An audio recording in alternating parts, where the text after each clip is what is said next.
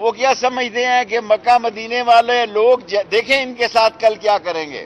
کل ان کے ساتھ حرم میں یہ ڈر گئے.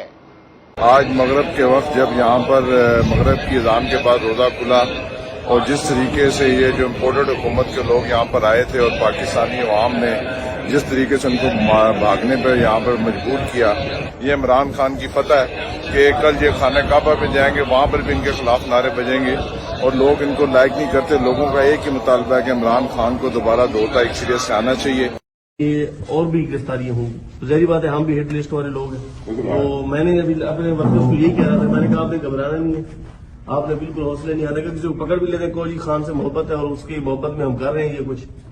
تو سوشل میڈیا کے اوپر تو ہم نے زبردست ٹرینڈ چلائے ہوئے ہیں. ایک چائے پینی ہے تو چلیں، پھر میں نے